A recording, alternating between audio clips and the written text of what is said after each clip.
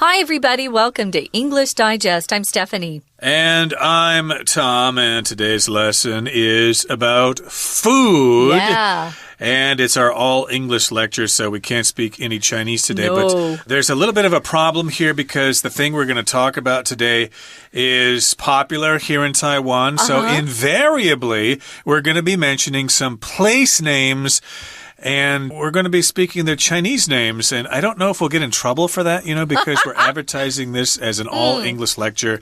So if we say some Chinese words here, even though they're place names, can people take us to court? Can they sue us for false advertising? Not us, no. I don't think so. They better not. It seems kind of silly, but yes, indeed, we are talking about persimmons in today's lesson. And that's a kind of fruit. To me, it kind of looks like tomatoes that are a little lighter colored, more like orange tomatoes or something like that. When I first saw them, I thought, are those tomatoes or what? And people told me what they are, and I've actually had some before.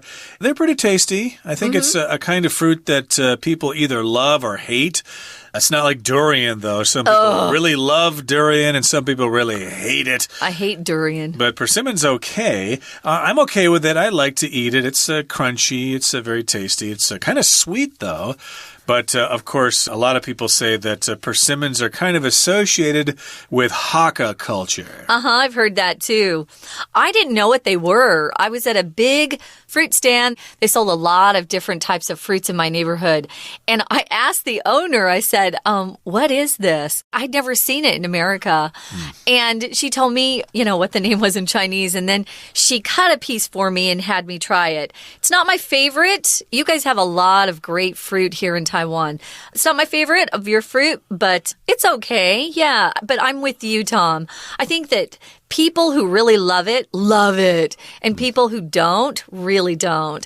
I don't like the texture so much. It's not so much the taste, it's how it feels in my mouth. I don't really like that. We're going to talk about some ways they, process persimmons. You can eat persimmons fresh, but you can also eat it dried, which I think I'd like to try the dried. I might like that even more. And it's probably very crunchy as well, and it's available in night markets island-wide. But let's get to it. Let's talk about Hsinpu Township's precious persimmons. Let's read the entire contents of today's lesson right now.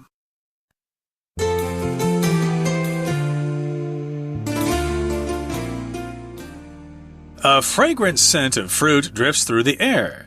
The brilliant September sun shines as you take it in, eager to find its source. You're in Hsinpu Township, Hsinchu County, and you're here for the bright orange persimmons that the area is famous for.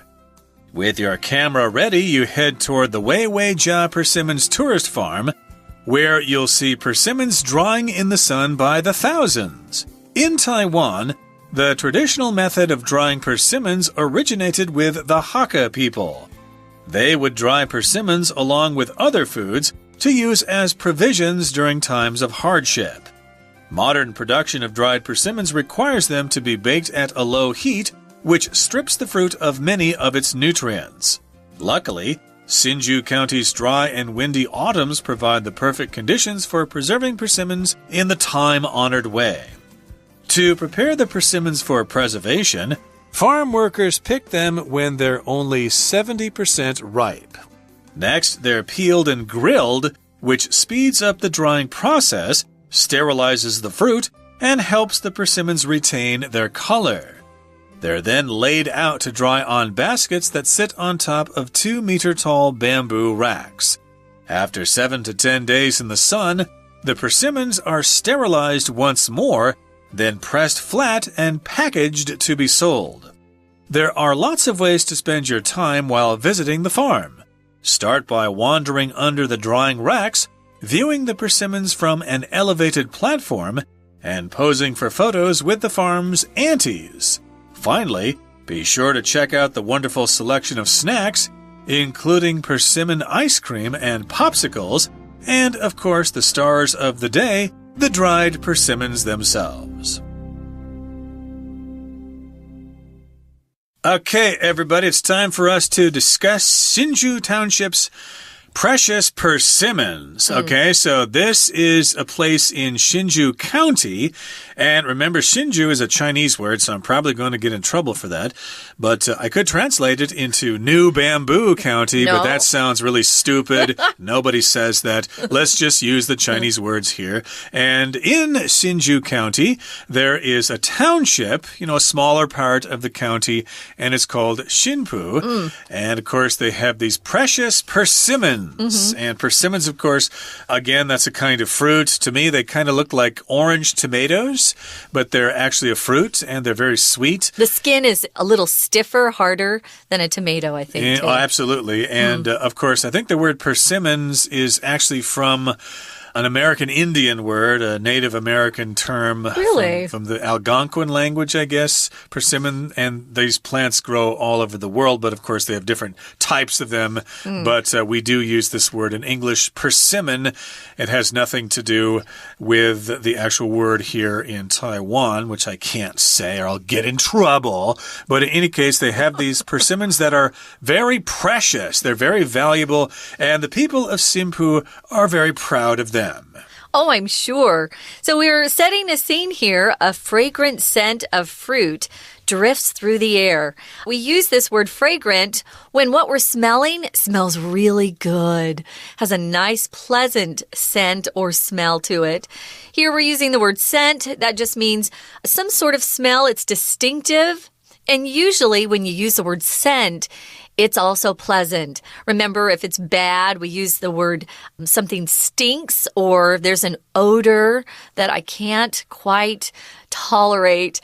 But here, scent and fragrant are both very pleasant things that you can smell. And if something's drifting, guys, it kind of slowly moves through the air. A feather, if you get a feather up in the air, sometimes a breeze will blow it around, but it just drifts through the air. Or maybe you throw something into a creek, a small river, and that thing will drift down the river. It doesn't have any power on its own. It just kind of moves with whatever's it's floating on. You could also substitute the verb to float. The aroma, the smell, the scent of fruit floats through the air. It drifts through the air, and it comes right into your nostrils. And the brilliant September sun shines as you take it in, eager to find its source. So here we've got the phrase to take something in. That usually means to enjoy something. Hey, let's take in a movie tonight. I heard there's a good movie playing at the Bijou Theater. Let's go take in a movie. But in this particular case, since we are talking about the scent floating through the air, you're probably going to breathe it into your nose. Take it in, inhale the air, and you're going to go, wow, that smells wonderful. Where is it coming from? I want to find out its source. I want to go where it's coming from. Yeah, where does it come from? You're also in a place called Hsinchu Township, Hsinchu County, and you're here for the bright orange persimmons that the area is famous for. Most areas here in Taiwan, they're famous for one thing, two things. And this particular place is where you want to head if you love persimmons. Hsinchu Township in Hsinchu County. I haven't been there before.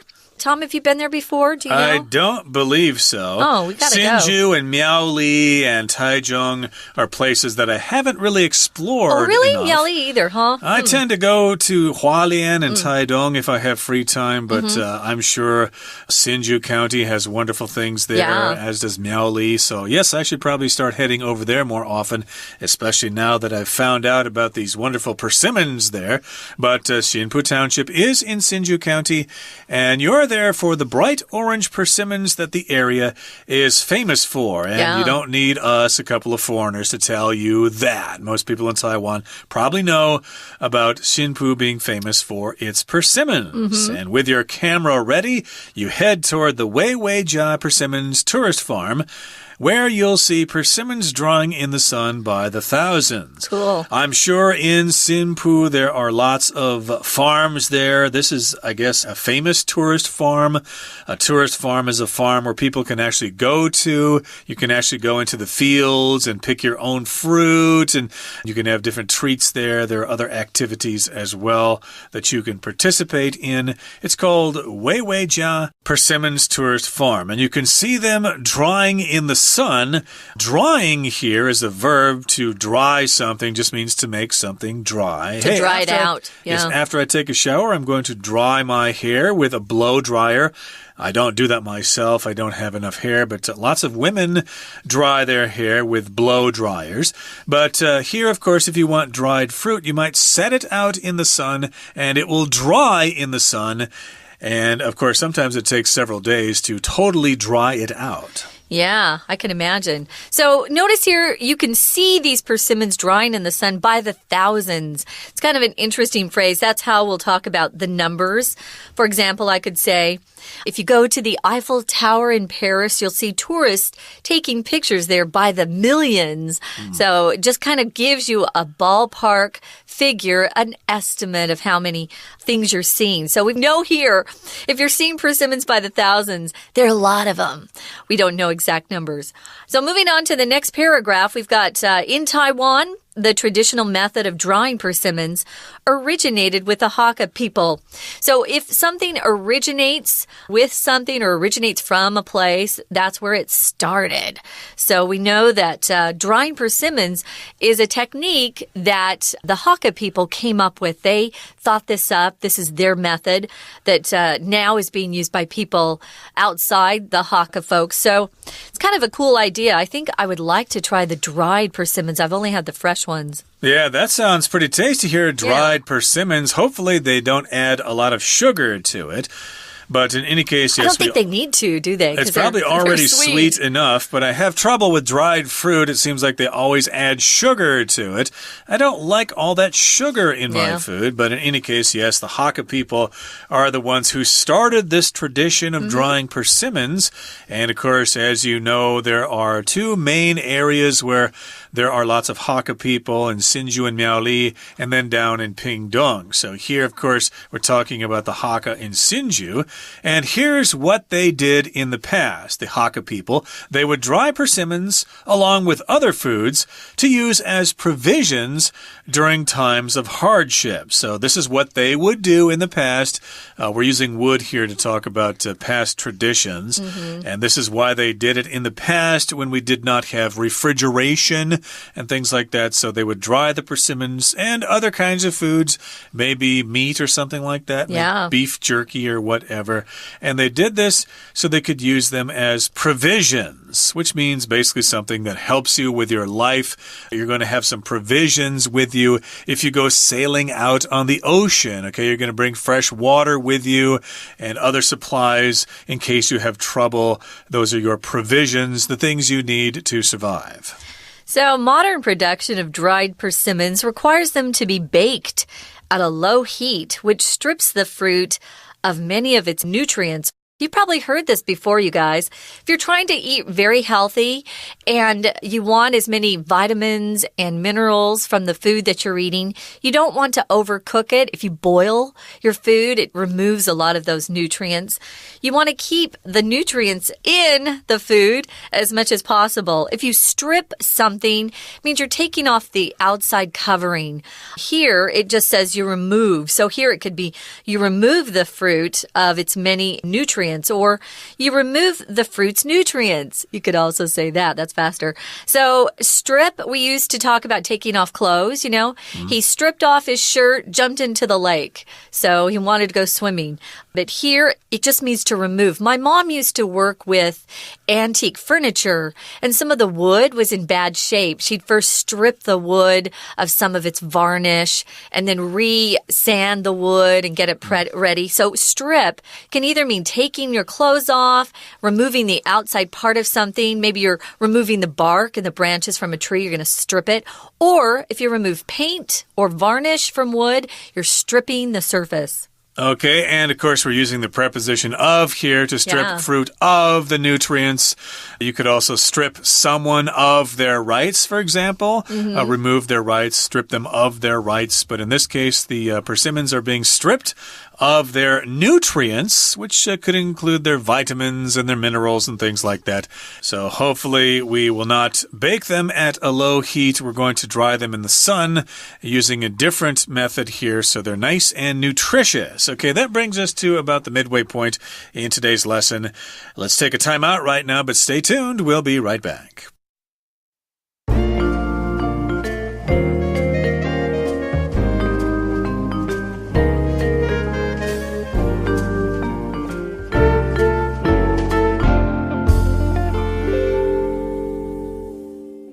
We shall now continue with our lesson. Remember, we're talking about the precious persimmons in Hsinpu Township, which of course is in Hsinchu County. Hsinpu looks like very close to Hsinchu City there. So if you're in Hsinchu and you have a hankering for a sweet treat, hey, stop by Hsinpu and see what's happening there with their persimmons. Now, where we left off here, we're talking about how persimmons are prepared by the Hakka people in the past. Of course, they would dry them so that they could use them as provisions during times of hardship. Modern production, of course, requires them to be baked at low heat, but that will strip the fruit of lots of the nutrients. And luckily, Hsinchu County's dry and windy autumns, which is coming up here shortly, the autumn, the fall. Yeah. These autumns provide the perfect conditions for preserving persimmons in the time-honored way. So you don't have to send them to a factory and bake them in an oven at low heat. You can use the traditional Hakka way in Hsinchu County there, because Hsinchu County, of course, has dry and windy conditions during the autumn. Indeed, Hsinchu is a very windy place. A couple of times I rode my bicycle there from Taipei, and as you get closer to Hsinchu, my goodness, the wind gets higher and higher. So watch out for that. But in any case, that's good for persimmons here. It can help dry those persimmons out. These are the perfect conditions for preserving the persimmons. And these are conditions, which refers to different things, different requirements that you have in order to produce a desired result. Yeah. I love when you're in a situation where the conditions are just perfect for you. Here we're talking about the weather, but maybe you have a job where the conditions are perfect, where you'll be able to really get ahead by doing what you need to do. It's just the whole situation, the conditions for preserving. If you preserve something, you keep it. People will go to a farm and harvest, for example, strawberries. My sister-in-law is making strawberry jam right now. You first go to the farm, you take the strawberries, you make the jam, and you put them in bottles so that those strawberries can be eaten a year from now, 2 years from now. You want to preserve something, maintain it in its original state or close to it so that you can use it later to preserve. And we're preserving the persimmons in the time-honored way. Yeah. Time-honored means how it's been done over many centuries. To honor something means to respect something. So it's the traditional way, basically. This is the way they've been doing it for many generations. Now, moving on to the next paragraph here, it says, to prepare the persimmons for preservation, farm workers pick them when they're only 70% ripe. I did want to mention here the verb pick. Yeah. You pick fruit. You don't pick it up. I've heard people say that. If something falls on the ground, then you pick it up. Hey, my pencil just fell on the floor. I need to pick it up. But if you are removing fruit from a plant, like strawberries, you are picking the fruit. Don't add another preposition to that. Picking strawberries. You can pick strawberries in various places in Taiwan during certain seasons. So here, the persimmons are picked only when they're 70% ripe. They don't wait for them to be 100% ripe. They actually pick them a little early. They do that with a lot of fruit and vegetables, right? Right. Bananas, for example, are picked when they're still green, and then they ripen later. Things taste better if you can leave them on the tree or on the plant for as long as possible. That's why I think our fruit tastes so good in Taiwan, because it's not being imported from another country. So next, after they pick them, they're peeled and grilled. If you peel something, you take the outer skin off of something. You peel an apple if you don't like to eat the apple. What do you call the outside of an apple, Tom? The skin, I guess. Skin. Apple you don't skin, like, yeah. I love, no, the peeling. The peel. If you don't like to eat the peel, then you peel it. It's used for a noun and a verb both. And then you grill it. You put it over a fire and grill it, which speeds up or makes something happen faster to speed up. Usually, people will talk a little too fast if you're learning a new language, but as you get better, you can tell them and you can speed up. If you speed up, you increase the speed of whatever you're doing. Tom was saying we often speed up if we're driving and the light turns yellow and you want to get through the intersection. So sometimes you speed up to beat the light. Be careful. Sometimes that can result in an accident. So this speeds up the drying process, sterilizes the fruit. That's important. If you sterilize something, you make sure that all of the bugs and bacteria or anything that's living is killed so that it's clean and it won't get you sick. So you sterilize the fruit that way, and that helps the persimmons retain or keep. That's what retain means.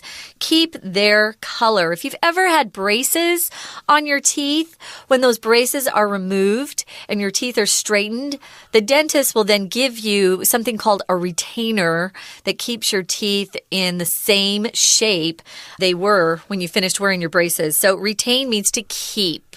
And that's what they do. They're then laid out. They lay out these persimmons to dry on baskets that sit on top of 2-meter-tall bamboo racks. Interesting. That's an interesting system they have here. So they're pretty high in the air as they're drying on these bamboo racks. And they're 2 meters high there. Yeah. So, gee, I wonder how they get them down. I guess that's the ideal height. A ladder?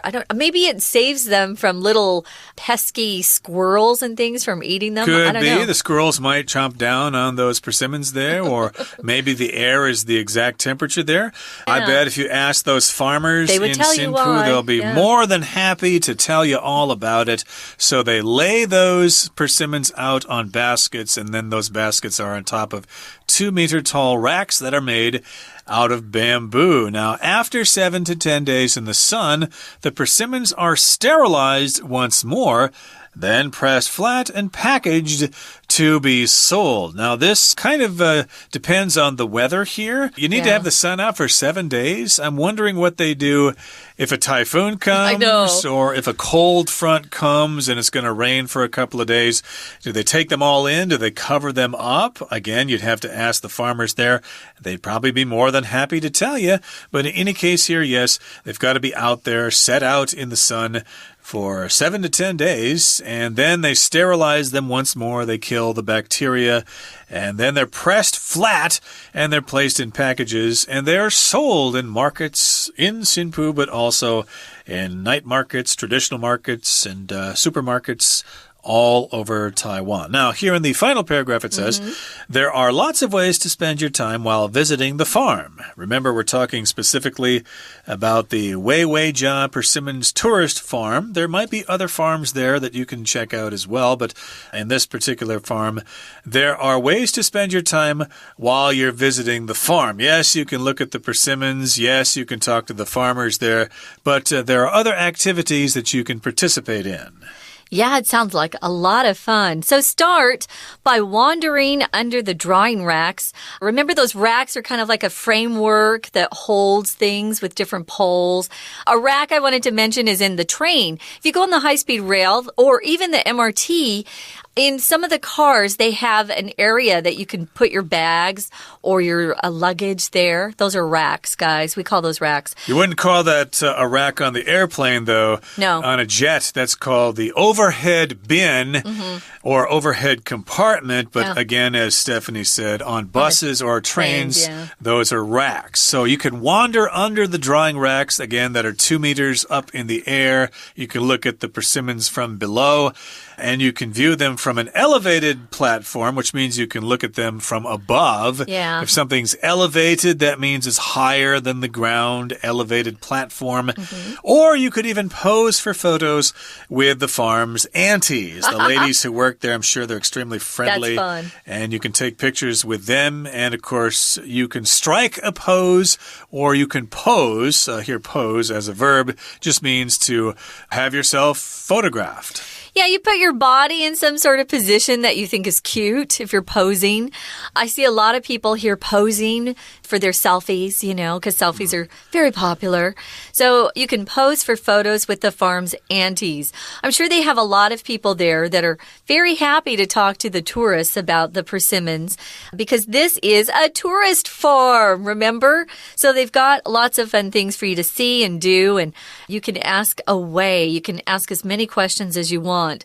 So finally, be sure to check out the wonderful selection of snacks, including persimmon ice cream. Oh, wow. I wonder what that tastes like. And popsicles. Popsicles are a very popular snack. I would call it a dessert snack that you can eat during the summer especially. What they do is they take a stick and then they freeze some sort of fruit juice in a container. And then once that's finished freezing and it's frozen, you can take that stick and you can lick it. That's a popsicle. I love those. And when I was here a long time ago, those saved me during the hot summer. We would just get a popsicle and take a break. So they have persimmon ice cream popsicles and, of course, the stars of the day, the dried persimmons themselves. I just want to go down there to take a look at how they dry them and then buy a couple of packages. I think I'd like the dried persimmons more than the fresh. Yeah, I'd like to try them. I've never tried them myself, dried persimmons. And, of course, I'd like to try the persimmon ice cream. Yeah. And those popsicles. And, of course, wherever you go, whatever their special food is, it seems like they always have these kinds of treats. You can have the juice, or you can have the ice cream, or you can have the popsicles. There's everything. Like if you go to Shenkeng, for example, you can have tofu ice cream there. Really? Yes, indeed. You can have that. And you could also have tofu popsicles. I haven't seen them there, though. Have you had one before? I've had the tofu ice cream, but not the popsicles. How is it? Tasty. It's, all you got to do is freeze it or whatever, and it's a nice, tasty treat.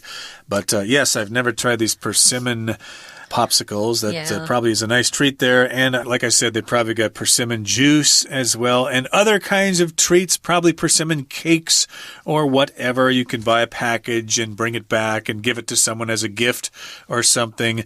So again, the stars of the day, the featured attraction of Xinpu are the dried persimmons themselves. So pick up some and have yourself a jolly day taking pictures and having the time of your life and making posts on social networks.